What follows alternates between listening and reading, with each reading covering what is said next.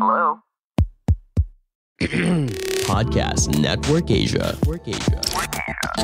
Nagde-date sa labas. Ang naiipon nyo lang, yung calories. Di ba? Aray ko po. Sakit naman. So, sakit. ayun ba talaga ang binavalue nyo? Or are you really working towards saving up for your future? Because expenses don't stop and, start with the wedding in itself. Hi, I'm Jarek, And I'm Apple. and you're listening to the Langaspix Podcast. Join us every week as we talk about family, faith, and everything in between. Now powered by Podcast Network Asia and Podmetrics. Hello everyone, welcome to the Langaspix Podcast. This is me, Jerry. And this is Apple. Welcome to another week with us. Another week. So, ano bang mga ganap natin lately? We would like to send a special shout out to number one, yung Singles for Christ, United Arab Emirates, for inviting us to be a speaker at their national conference. Nangyari po siya kaninang umaga. Since 12 a.m. na po tayo siya ng Sunday, so yesterday morning. Yes, exactly. Thank you so much for inviting. It was a pleasure. It was a joy. It was an honor. And we're also gonna shout out Unboxing Catholicism Thank you to our friends, si Burns Kaasi and Jay Aruga. of the Jay Aruga Show. Siya nga daw yung manager eh. Yes, thank you for having us in 2 consecutive weeks. Later, we will be having, if you are listening very early, you might catch us live later, 8 p.m. Pinas time today, as we unbox the Bible. And Not the whole Bible. yeah, Well, I mean, the chapter of Solomon. yes. So please do check it out. If you're listening to this after Sunday, you can go back to their page or our page. I think we share it. You Yes. can just check that out. Speaking of Solomon, today's topic has something to do with Solomon. Talaga? Ano Because yun? mayaman si Solomon, di ba?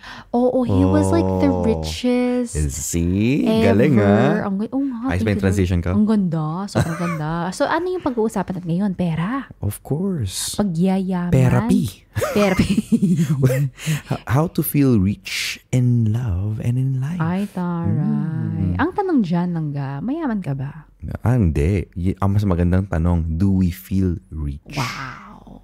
Rich bang pakiramdam mo? Feel na feel mo Ay, bang alam mo yaman? ba, I remember that movie growing up. Gustong-gusto ko yung movie na yun. Oo, Richie may Rich, McDonald's yung sa loob ng bahay. Oo, Oo, diba? diba? Tungtuwa ako Macaulay doon. Culkin ba yan? Yes. Okay. Actually, I like the gusto ko yung ATV nila sa bahay nila. Yun yung gusto ko talaga. Yung nakakapag-ATV sila sa backyard. Ay, backyard. Ano yung ATV? All-terrain vehicle. Wow. Hindi ka sure, ha? Medyo nalaga ko ng very, very, very slight. Pero the question here is, are we... Isn't. Isn't, sorry. Hindi ko nakita yung apostrophe. Apostrophe, alam mo yung apostrophe? Ayos The mo, question Langga. here- Napapaghalataan na hindi ka professional. Right! After 2 years of being with us, hindi ba Langga, obvious? ano ba Hindi talaga kami naman? professional. But the question here isn't, are we rich? Diba? I mean, that's a much less interesting question. Kasi that's all we can figure out through Google eh. Oo, kaya mo naman malaman kung mayaman ka talaga economically. Oo, diba? i-compare mo lang kung magkano yung sahod Tapos mo. per bansa, meron niyang may brackets yan para makategorize mo kung mayaman ka o hindi. Totoo. Oo. Pero hindi yan ang tanong. Ano yung totoong tanong? What is the real question here? Do you feel that you are rich? So why is it a better question, Nangga? Kasi because it turns out, to have almost not, it has nothing to do with all the monies in your bank account, you know? Cute, no? Naalala ko tuloy si Joseph, diba? Kasi kinakount niya yung coins niya. Hindi pag-iipunin niya. Parang he had 6 dirhams already. And he's like, Nanay, I have 6 monies. I have 6 monies and then 3 monies I give to tatay to buy a Lego set. Oh, ang bihira, 3 monies lang. Toro. Sabi ko sa kanya, bayaran mo ako 3 kahon to. Maliliit lang naman na kahon. Oo, pero he was so cute. Pero this is something na is ongoing. I mean, hindi naman sa pinagyayabang or maybe it could be a pagyayabang, but it's part of our daily conversation. It's part of our daily thoughts. Kasi that's how we deal in transactions, right? We need money to be able to move around in this world. And we find people talking, we find this in people, in knowing their stories, na they may not have what the world may categorize as rich, pero sila mismo, nafe-feel nila na mayaman sila. Oo, yaman-yaman ako sa sarili ko eh. Yaman-yaman? Oo. Hindi naman O sa... yaya. Hindi naman dahil... YYSS. Ay, tama ba? Anong yaya? Yaya, can you teach the Apple what the topic is? She seems lost. So, yaman, may yaya. Hindi, may GGS. Yaya, can you come here because my wife doesn't seem to know the topic for today. Uy, maniwala sila may Can yaya. you study for her on her behalf? Ay, grabe, taray. May mga ganun siguro all. Hindi, ang sinasabi ko, yung sa akin, you know, I mean, it doesn't really necessarily have to do with the money in the bank, but feeling rich kasi ako eh. Rich in life in general. Hindi lang sa net worth. You know, kasi sabi mo nga, marami tayong nakausap that despite all their money, may mga lavish trips may mga iba't ibang bakasyon, di ba? Pero malungkot pa rin sila. Unlimited yung spending power. Taray, unlimited. Ay, sana kung sino ka man langga, no? Kung may unlimited sending power ka, please send us a coffee at buymeacoffee.com/langga. That's buymeacoffee.com/LANGGA. Ganyan kami kayaman, nang hihingi pa rin kami ng kape. Kasi, they somehow managed to get sucked into the game of comparisonitis. Ikaw langga, do you ever felt that you were rich before you even met me? Felt rich? Oo, kasi... Talaga? Oo. May mga moments din na hindi naman, siguro hindi ko siya na-classify ka rich. Kasi diba, growing up, yung pa-humble ka ba? Hindi naman sa ganun. Pero diba the world, syempre even in yung as a Christian, diba they tend to have yung twisted version of wealth na nanda-demonize pag may pera ka. So hindi ko siya naiisip na feeling rich ako. Pero sabi ko, feeling blessed ako. Kasi nung nagtatrabaho na ako, when I was able to work na, I was able to go home to the Philippines kahit ako na mag-isa. When I had to attend weddings for yung mga ates siya po, ko. ikaw ang nag-finance ng wedding? Ay, hindi. Nakauwi ako. Hindi. Yung nakauwi ako to be able to attend. Kasi hindi ko naisip I never thought I would be able to afford that before. Yung makauwi ako to attend a friend's wedding. Ako naman, I must admit, during the moment that you were able to afford this, ako naman medyo nandun ako sa mode na trying to pretend to be rich. Masyado akong into brands, kahit di ko afford. And this was prior to being abroad. Kasi maaga ako nakapagtrabaho eh. I was able to afford things that my batchmates weren't able to because they were still studying and I was already working. Ako, kahit dito ako lumaki sa Dubai, parang hindi kami so totoo lang, maraming mga brands na hindi ako aware until I started working and I was surrounded by working people. I was never aware of those brands. They never entered into my system. Hindi ko alam kung talaga bakit. Ako naman sa parents ko kasi yung mga brands na alam nila, Buhen. What's Buhen? Tatakbuhin. Ibig sabihin ng mga tatakbuhin, mga runaway brands lang. Ano tawag dito? Mga knock-offs. Ay, may random story ako na feel ko talaga na I thank you Lord na blessed ako. Kasi yung sabi ko, thank you Lord, I've been able to move up financially. Kasi naalala ko nung college ako, may story ako na with my friend, yung ninang ng anak namin. When we were going to university together, we went and pulled all of our allowance. And we said, sige, kain tayo sa labas. Mag-restaurant tayo. Ganyan. Pero yung na-afford lang namin, literal as in isang noodle bowl lang, yung na may sabaw, pinag-share pa namin. Tapos yung kabilang table, yung pinag-uusapan nila, yeah, you know what, I had to spend like 10,000 dirhams on like my car fine because I was speeding. Parang gano'n. So, yung yan naman ako. Tapos, because they were able to spend that much of money, yung table nila punong-punong ng pagkain, pero hindi nila pinapansin. As in magkadikit yung table namin. Tapos sabi ko, parang hindi sila masaya sa kinakain nila. Oo. Sa in-order nila. Oo. Tapos overflowing yung food nila ha. Tapos kami dalawa ng kaibigan ko, sabi ko, it became a vow. Sabi ko, hindi. Aabot talaga ako sa day na kahit anong gusto kong i-orderin, maka-afford ako. Kaya yung first weldo ko talaga, I really brought my family out. Kahit hindi ganun kalaki, pero talaga, nilabas ko sila. Sabi ko, kahit anong gusto niyong kainin, akong bahala sa inyo. Sabi ng tatay ko sa akin, anak talaga, kaya mo to? Kasi syempre, nang time na yun, nagtatrabaho pa si daddy.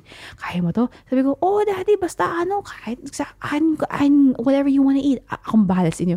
Pagkatapos yabang ko talaga kasi nalibre ko yung daddy ko. Tapos, nung time yun, pagkatapos kumain, nakita ko, kalahati na ng sweldo ko. Wala na akong panggastos na. Ganyan din ako kasi noong mga panahon yun, hindi naman ako nagbibigay sa mga magulang ko. I mean, when I was still very young. Tapos, makapagpa-gym pa ako. Ang gym ko pa noon sa Makati. Sa Fitness First Platinum pa. Pero gym boy ka? Gym boy. Laki ng katawan. Tapos nakikiligo lang naman. Nakikiligo lang naman. Sa tingin lang, ikaw ba to? Or isa sa mga kapatid natin? Ako to. Ay, meron yata. May kapatid kang ganyan yata. Shout out sa'yo. Sana na nasulit mo yung mga sabon sa Fitness First. Tapos, wala naman. I mean, wala lang. Kasi nga, mababa ang self-esteem ko noon. I was rooting my self-esteem into, I was basing it off, external appearances, yung pagpapanggap, pretending to be rich. Pero yun, di ba? It's something na, it's one of the startling truths of money psychology. Yung being rich isn't the same as feeling rich. True. Kasi yung magkaiba yun eh. Like, feeling rich is not an external condition. Kasi minsan, even if your bank account doesn't reflect it, you can still feel rich. Pero syempre, disclaimer lang din we're not talking about na feelingan lang ha. Yung parang, yung pretending to be rich. We're not talking about this. Yeah, what we're talking about is not about the measure of your net worth. But the truth is, feeling rich, yung feeling truly wealthy, truly rich is a mindset. We're talking about what's going on inside, yung internal mind, the thought processes. Kaya mga langga, nagpapasalamat ako, nandito kami sa Dubai, kikita namin yan every single day na kahit yung iba sobrang labis-labis, yung super overflowing yung kanilang pinoproblema. Yung problema lang nila, pipiliin kong relo. 300,000 dirhams o yung 400,000 dirhams. Yung ganun. Ano yung kotse yung gagamitin ko? Samantala kami, pinoproblema namin. Meron kompleto ba yung renta natin for the next Totoo.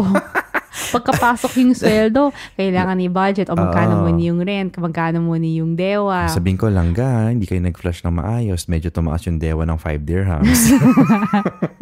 Tapos yung problema ng iba, iniisip lang nila where do they fly to kasi medyo mainit ngayon. Alam mo yun? I can't handle the sun here. I want the sun somewhere else. That's why I'm very thankful also when I started here in the UAE, medyo binaba agad ako. I was humbled agad kasi nga I didn't have the work, I didn't have the job, I didn't have the money. And I started from real negative pa nga kasi may utang. But it really was the thing that really woke me up. And I wouldn't trade it for anything else. If people were asking me if I go back to the past, would I still go back at it? Yeah, because those 9 months of having no work really, or ilan ba? 9 months pa? 9 months of having no work. It was really a definition. It was a defining moment for me to actually appreciate what I have now. So, ayun. Ang tanong dito, how can we really make our langga feel richer? So, we shared these tools to make you feel richer from Kaylee Clamp and Nate Clamp. Clamp? Clamp. Authors of the 80-80 Marriage. I heard them from a podcast. That's why I'm like, you know what? I'm going to check their material. I think this will really help our langga, to dive deeper into the relationship and other aspects of it, beyond the usual, spiritual realm and communication realm. So thank you, Clamps. Yes, thank you for 80-80 Marriage. Yes. Let's dive in. So number 1, identify your values. You see, mga langga, feeling rich starts with getting clear on kung ano yung mga values nyo as a couple, right? This really comes out when you're, in your most intimate moments, in your emotional, intimate moments when you allow yourself to be vulnerable. And this is where you craft your goals together as a couple. Ano ba yung binavalue nyo together? Para malaman nyo, para mas ma-feel nyo na maging mayaman kayo sa buhay. Do you really value travel? Do you value freedom? Do you value carefree timelessness? Yung tipong carefree timelessness, ito yung hindi mo iisipin kung gaano katagal na kayo magkasama ng ilangga mo. Hindi mo tinitignan yung watch mo kung mag-a-alarm ba.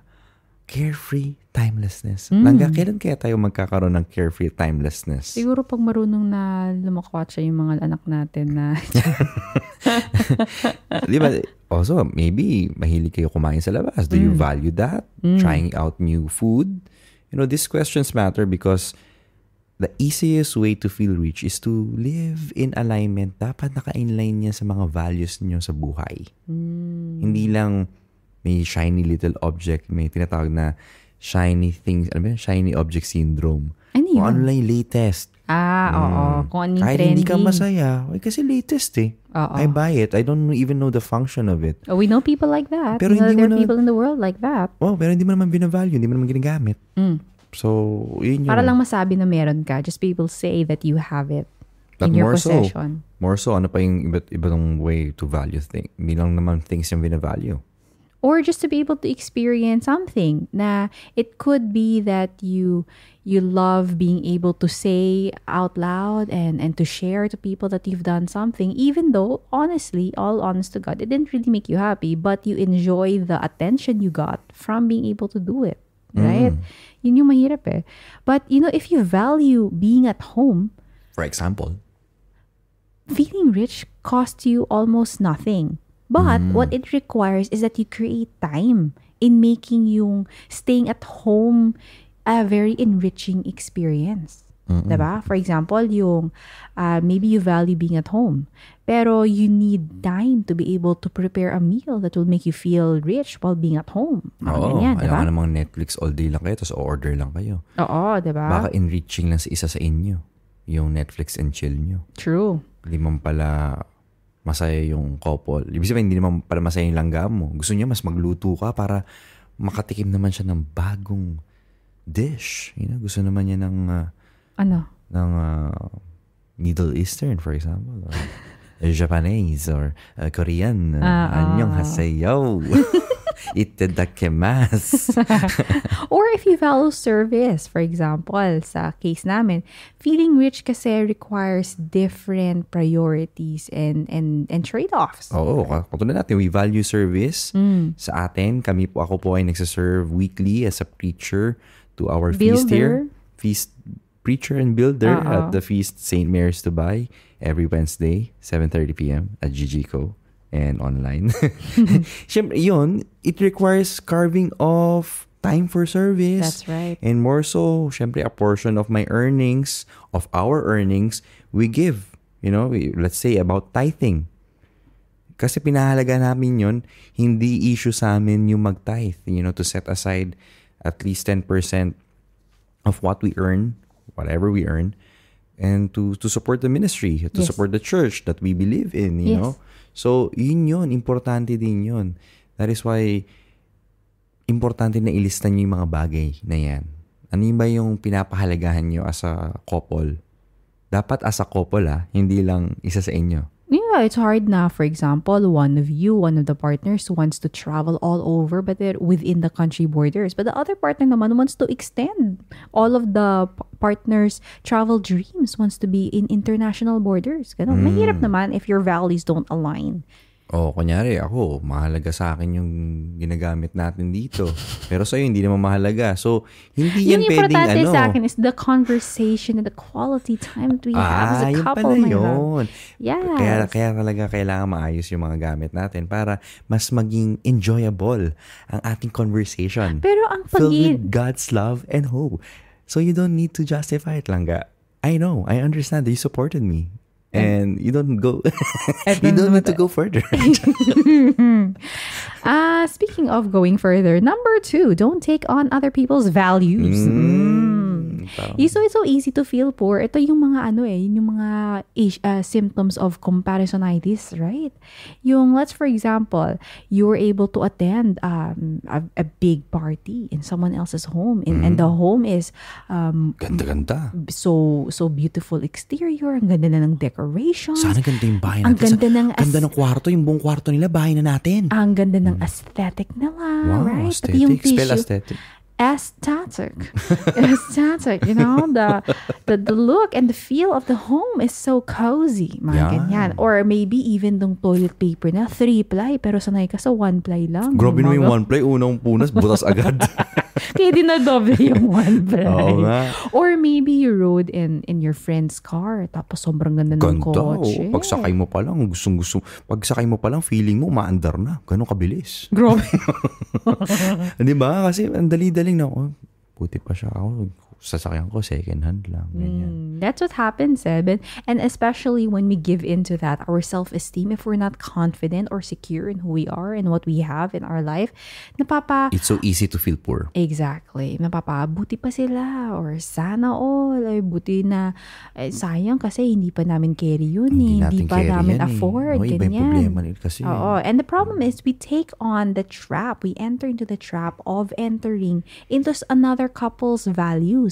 Sometimes kasi, what that couple valued, you never know. Maybe they have that car kasi pinag-ipunan nila. Kasi yun yung gusto nila. For them, that was their goal. But because it wasn't your goal, you automatically assume na, hindi pa kasi. I haven't reached yet. I haven't arrived yet. Hindi ako successful kaya kasi ganito. ako.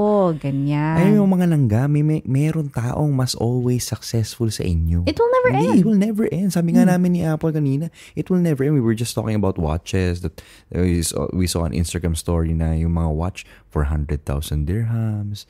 Tapos may sinabi siya yung I had an meron siya office nakilala mate. na binenta yung relo, ang Yung profit kaibigan niya. 500, yun nga binenta nung kaibigan niya yung relo, ang profit 500,000 there. Profit pa lang yun. That's So, magkano ba? That's 7.5 million pesos in profit. Profit So magkano kaya yung original, Di yung ko din alam. retail price, di ba, nung binenta niya? Yung, Exactly, right? grabe naman yun. Samantalang yun, iniisip, bahay na yun. 2 bahay. Profit pa lang, bahay Grabe, na. 3 bahay Ano ba yun, yan? But the Kakaloka. thing is kasi, we felt poor not because we are financially poor, but because we were subconsciously seeing our life through somebody else's value system. Yan, mga langga, kailangan i-check nyo yan, ha? Yung pamantayan ba ng buhay nyo? What's yung pamantayan, pamantayan? yung basis, The basis. ng success nyo sa buhay, ng happiness nyo, ng satisfaction nyo. Maybe it's not based on you. You have to be realistic. To the both of you, langga, ito ba talaga yung gusto natin? O dahil nakita lang natin na may bagong iPhone. Yung couple goals, di ba? Right. Wala pa yung iPhone 14, meron na sila nung 15. Ang tindi nung Inanahan pa nila yung May Apple. prototype sila langga. Exactly. So nainggit ka na. So dahil gumagana naman yung phone mo because nakita mo yung iba. So feeling mo, lagi nasisira. Lagi nagang to langga. Parang kailangan ko i-restart lagi. Ganon. Sandali lang, example ba yan or? Parang phone ko yan. Kasi malangga yung phone ko, lagi akong bumibili na second hand eh. Usually yung may Kami, usually yung binibili ko may dugo-dugo. Oh my God. Galing Yung pa hindi na na gumagana, oh. Galing pa na snatch. Oh my Usually nga, pag binuksan ko, may picture pa nung nag-struggle. Scary. Yung hinahabol ng snatcher. Ang grabe naman yung snatch na yun habang Nagsiselfie. habang Ninanakaw ko to. Yes! Ay nako, but the thing is, the point is, to feel rich, we must also become aware of this tendency towards comparisonitis. Because what happens is, we forget of what really matters to us. We just keep on taking on the values that don't belong to us anyway. Ito nga yung, diba yung commandment of, ano yung last command? Do not Covet your covet. neighbor's goods. Right, exactly. Yun, mga langga. You have So to that check. was number 2. Don't take on other people's values. We'll be right back. Magandang araw! I am Aaron Gogna, And I'm Lalaine Gogna. and we are the host of Umagang Kay Gogna. On our podcast, we aim to inspire listeners as we talk about purpose, deepening faith in God, true happiness, and a lot more. If you're feeling down, get your dose of hope and upliftment from Umagang kay Gogna. Check out our podcast on Spotify, Apple Podcasts, Or wherever you listen to podcasts. Hope to meet you there. God bless. And now, back to the show. Number 3. This is the last, no? Okay, review lang tayo bago tayo mag-last, ha? Ito yung mga shinare sa The 80-80 Marriage. Number 1 is identify your values. Number 2 is don't take on other people's values. And number 3, last but not the least, most importantly, align your spending and saving with your values. You know what I love? One of the things that I really appreciated about Jeric when we first started dating was the concept of expanding one's psychological wallet. Dati kasi, like I think we've mentioned it before that even if we grew up in Dubai, we weren't exactly rolling around in cash. I mean, we were just very, very thankful of the gift of being able to grow up here together. Pinaghirapan yun ng mga magulang ko, pinagdasal din ng mga magulang ko, ipunan nila. They found ways for us to come together. So it also required a lot of trade-offs financially for us to be together here. So I never really siguro had the opportunity to grasp or to grow the mindset of yung expanding my psychological wallet. And that was something that Jeric introduced to me na paano na yun? Inaasam natin na yayaman tayo one day, na mabibigyan tayo ng financial blessings, abundance from God one day. But if we are not able to expand our psychological wallet in the sense na we aren't preparing ourselves to handle the bigger blessings ngayon pa lang, kung dumating man yan sa buhay mo, mawawala rin yan kasi you don't know how to handle it anymore. True. Yun ang importante. Kasi para tayong may thermostat sa buhay. Especially sa financial life natin. Kung hindi natin expand yung financial wallet natin, yung ating psychological financial wallet, kahit magkaroon ka ng promotion, kahit tumama ka sa loto, kaya marami tumatama sa loto, bumabalik din na mas mahirap eh. Because they haven't adjusted their psychological wallet. They always go back to what's comfortable, what's familiar to them. I really love that one time na nagkukwentuhan lang kami. Kasi dito mga langga sa UAE I think was just over the pandemic, na nagsidamihan yung mga loto, yung mga raffle dito na sobrang laki ng mga grand prize. And we always ask our friends, no, alam mo ba gagawin mo dyan? Hindi nila alam, kami naka-detailed. Exactly. We know the percentages ang daming time mag-isip, di ba? Imbes na gumagawa ng episode, gumagawa ng allocation para sa mga jackpot sa loto. 10 million dirhams, ha? Alam mo, nung kinompute ko yung 10 million, noong una 1 million lang. Sabi ko, kulang pala to. Oo. Ang dami natin kasi sinusuporta. Parang gusto namin magtayo ng Dalanga Speaks Foundation. Taray talaga. Again, feeling rich is a mindset. But of course, it also requires action. Right. It requires us to align the way we save and spend with our values. It's being realistic lang naman din. Oo. Kasi if you do not do this, madaling mawala sa goal nyo. Madaling mawala sa pinapangarap nyo. Imagine that you say you value spending time with your family. Sample to, ito very close to our hearts to. But you end up working long hours and weekends. Di ba hindi naman hindi in line. Di ba? So you can buy a new mic, kaya ka nag-go overtime para makabili ka ng bagong ilaw, ganon? Sandali lang. Example ba to? Wala naman ako masyadong trabaho. Hindi naman ako naghahanap ng bagong gig. Talaga.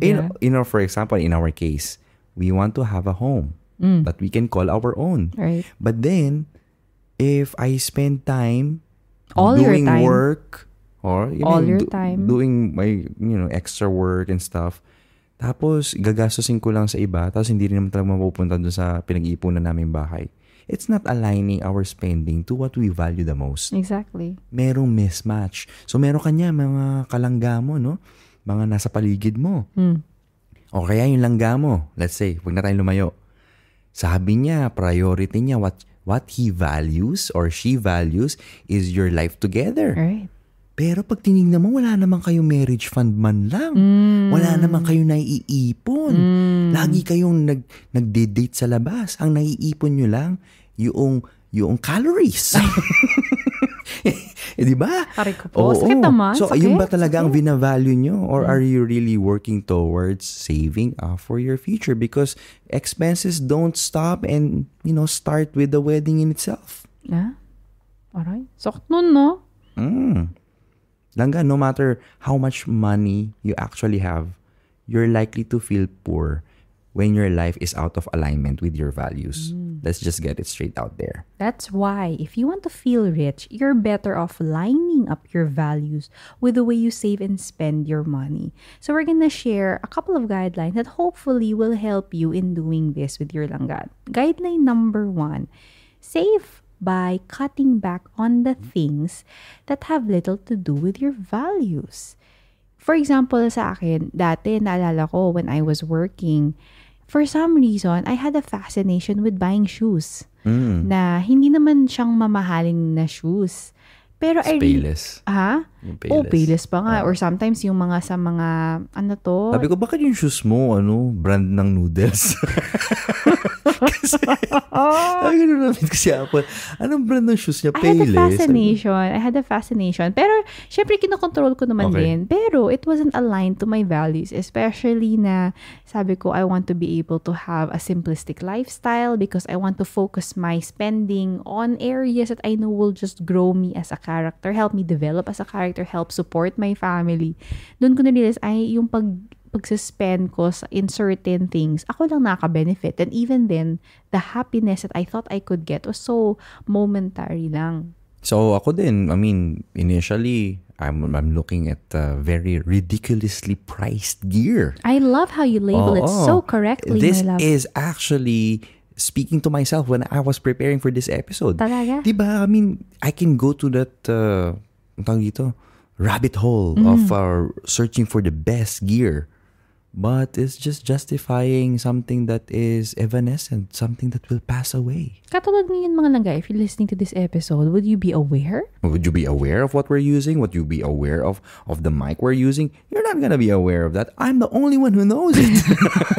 So I had to take a step back. You know what? Kasi marami akong plano sa isipan ko. I was even planning to buy a boom mic and then planning to buy lights for us. And then I got to realize, dude, we're recording at like 1:22 a.m. We don't even need lights. First of all, because no one's watching at this time and we don't have a video.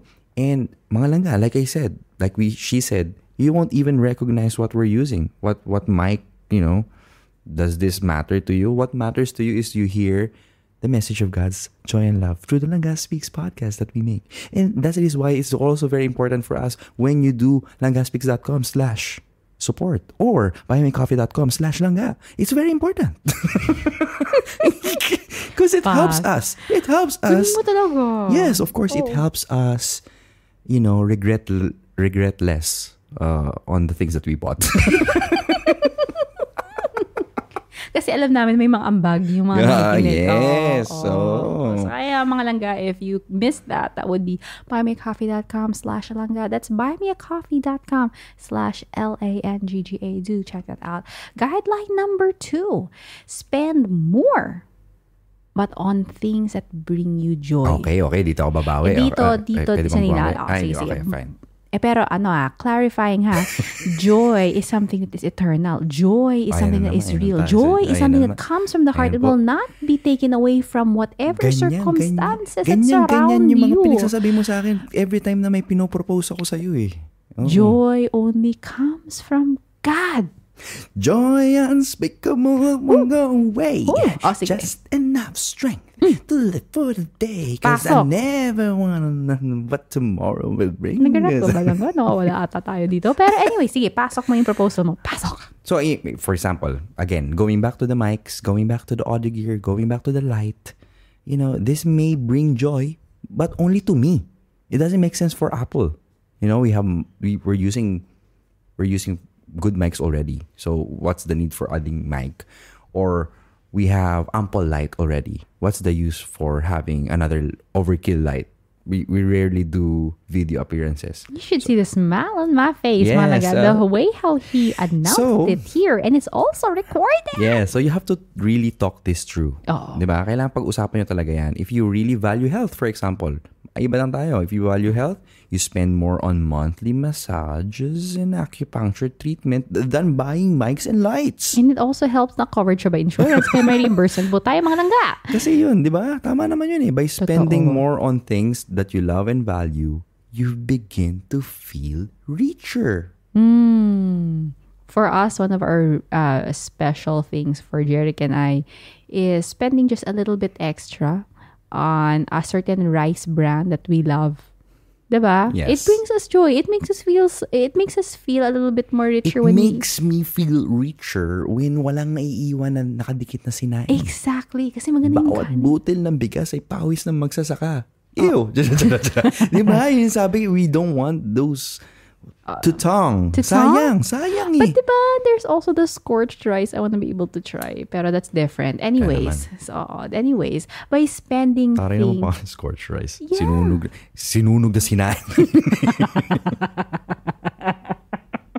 Okay. Ginanda lang.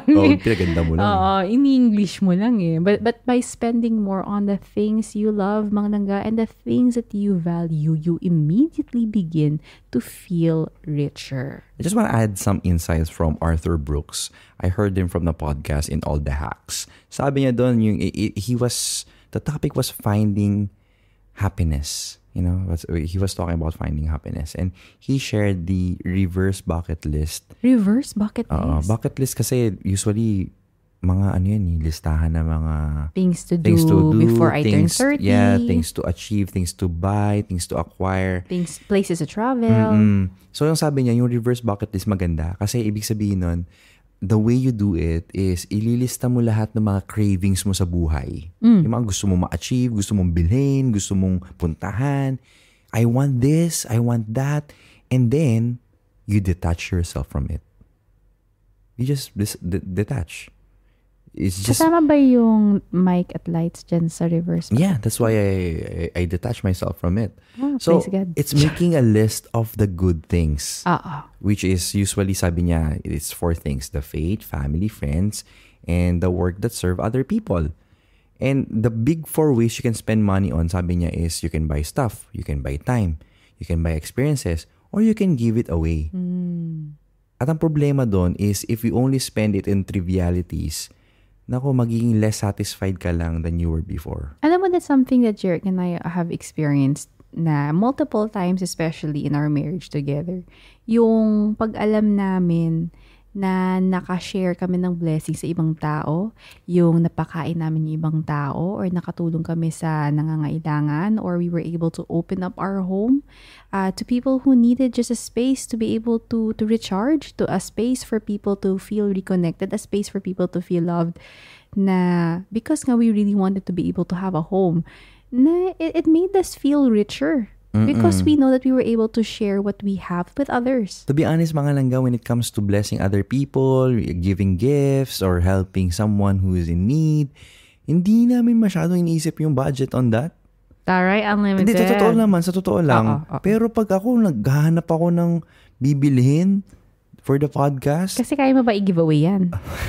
Yun ang tanong, di ba? You can buy stuff, buy time, buy experiences, and you can give it away. Yeah, but what I'm trying to point here is I'm looking for, let's say, I need a speaker. Oh, that's right. Yeah. I had to go through different researches just for me to buy something less than 100 dirhams. Like, this doesn't make sense. And then when I spend with something that I value the most, let's say, sa tithing or helping something, or treating someone, going on an experience with other people, making them feel blessed, wala namang issue. Yes. We because we were also inspired by the generosity of others as well. That's what I'm trying to say. That's right. You know, here's the main mistake, sabi ni Arthur Brooks, no, just to end this episode also. Here's the main mistake that people make. They think that physical things are permanent and experiences are temporary or passing. Actually, in reality, it's the exact opposite. If you experience something with somebody you love, that is permanent. But if you get a thing, you'll forget about it and not care about it. There is a law of diminishing returns. Sometimes excited ka sa isang bagay pero pag nakuha mo na, wala na. Dati excited ka sa phone mo kasi bagong-bago. You get the latest model, you get the highest capacity. 1 week lang. But then it fades away in the background as you use it daily. But it's the memories that you take with those photos that matter the most because you spend it with the people that you love. For example, like for Jeric and I, we had to save for a couple of years to be able to pay for our wedding. Pero sa totoo lang, the one that is really permanent is the love that Jeric shared with me over the past 5 years of being married to him. Kaya para sa akin siguro, pagdating dyan, agree na agree ako dyan. Pero pagdating sa lights at sa mic, pag-usapan pa natin wala na, hindi na nga natin pag-usapan. Okay na nga. Naiyak ka na nga, di ba? Sa nabasa mo, sinulat ko na nga sa journal ko. Sabi ko, hindi ko nabibilin kasi I want to honor my wife and I want to honor my word on delaying gratification on something that we do not need. You know, because our brain constantly lies to us. That's right. Sisinungaling na yung mga nasa isipan natin, nakikita lang natin yan. You know, buying experiences is great. But you have to do it with someone you love. Oh, that's true. You know, maybe also the someone you love is you. O, diba? Minsan nakakalimutan natin mahalin yung sarili natin. So, sa mga single, applicable din to. It has to do with a reason, and that reason has something to do with an improvement of a particular relationship. Whether it's a relationship with your langga, a relationship with yourself, or even a relationship with God. Oo, kasi kunyari mag-travel ka. But because of you traveling, like for me, when I went to Guatemala, you know, it's a very far place. You spend money to go there because there's no direct flight going there. But it was enriching for me. It made me a better person. It made me appreciate more of the simple life or what I've seen there. Totality, it was me improving my relationship with myself. Amen. And for us then, when we had to go to World Youth Day in Brazil, malayo yun. And we had to save up for how many months just to be able to pay that off as part of the pilgrimage to church namin. It was hard, it was expensive, yes, but it was enriching to our soul because it was there where we found God and God also led us to each other. Yes. So yun, applicable din yung mga langga, yung mga ganong methods of spending, let's say. That's right. So, mga langga, those are the things that we have to remember. We have to really align our values because we are given the opportunity to do so. We are stewards by God, and we are given this opportunity to not only be rich for being rich sake, but to be a bigger blessing to others. And it starts with the mindset that you are already blessed because you were made in His image and likeness, and you have a Father in heaven who will always be generous in giving you what you need. Amen. I love that. So mga langga, if you found blessing, if you were blessed in this episode, if you had a small enlightenment as to the amazing, overabundant, super grabe love of God for you, we would love to hear from you. Please do reach out to us through our socials. We're on Facebook, we're on Twitter, we're on Instagram, or even send us an email at langgaspeaks@gmail.com. And again, mga langga, disclaimer, this episode is about feeling rich. So that's why we're telling you we're not yet there. So you can always send us a coffee at buymeacoffee.com/langga. That's buymeacoffee.com/langga. Naisingit pa yun. Oo. Magaling ka talaga eh. Siyempre. Iba ka talaga. Kaya love kita eh. Ano tayo eh. Constantly thriving to grow so that we can sama natin yung mga langga natin sa ating pag-feeling rich so that we can bless more. Amen. This is me, Jeric. And this is Apple. Always reminding you, na palangga ka sa Diyos.